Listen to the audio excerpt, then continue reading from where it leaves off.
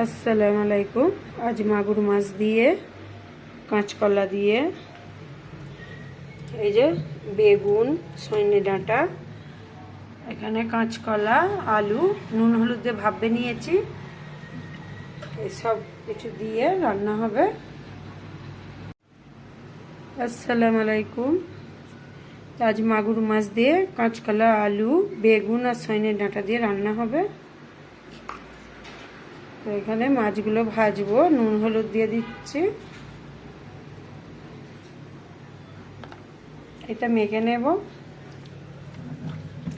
এই যে বেগুন আর ডাঁটা সজনে ডাঁটা আর কাঁচকলা আলু নুন হলুদ দিয়ে ভাপে নিয়েছি। কড়া গরম হয়ে গেছে, তেল ঢেলে দিই।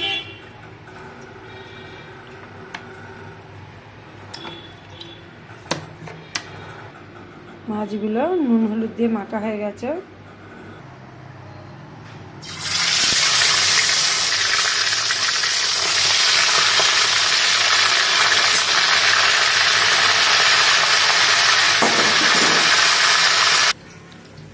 এই মাছগুলো ভাজা হয়ে গেছে, এই মাছগুলো ভাজবো। এই মাছগুলো মাগুর মাছগুলো ভাজছি, তো চাপা দিয়ে ভাজতে হবে, নাহলে ছিটতে হবে।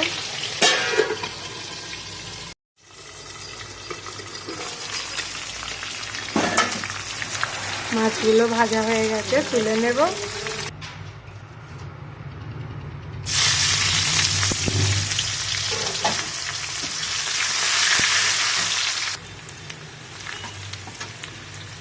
পেঁয়াজটা ভাজামি কালার হয়ে গেছে, আদা রসুন একসাথে মিক্স করে বাটা 1 চামচ দিয়ে দিচ্ছি।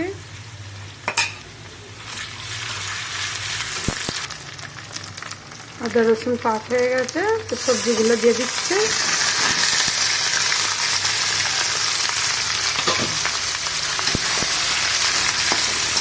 কাঁচকলা আলুটা ভেজে নিয়েছিলাম, বেগুন ডাঁটাটা এমনি দিয়েছি।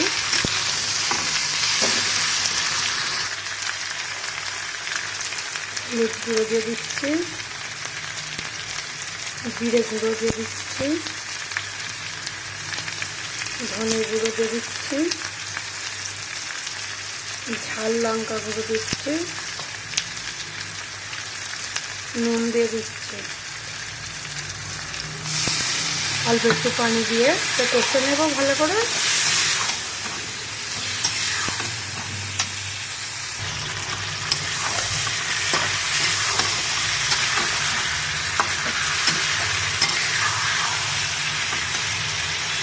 আবারও একটু পানি দিয়ে দিচ্ছে। এই ঝোলটা হেভি টেস্ট হয় মাগুর মাছ দিয়ে রান্না করলে, কাঁচকলা বেগুন আর সজনে ডাঁটা দিয়ে।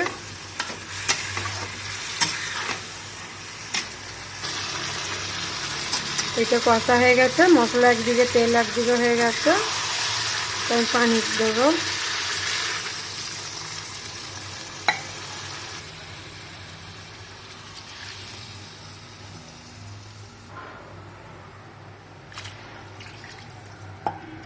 তিন গ্লাস পানি দেওয়া হয়েছে। আমি ঝোলটা এরকম ধরে নামাবো, ফুটে উঠলে মাছটা দেব। চাপা দিয়ে দিচ্ছি, তো ঢাকনাটা চাপা দিয়ে দিই।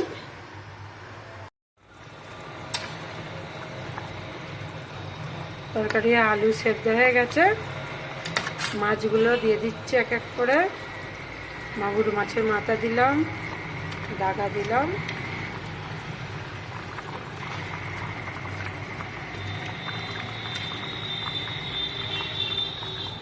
আবারও চাপা দেব, আর একটু পরে নামিয়ে নেব।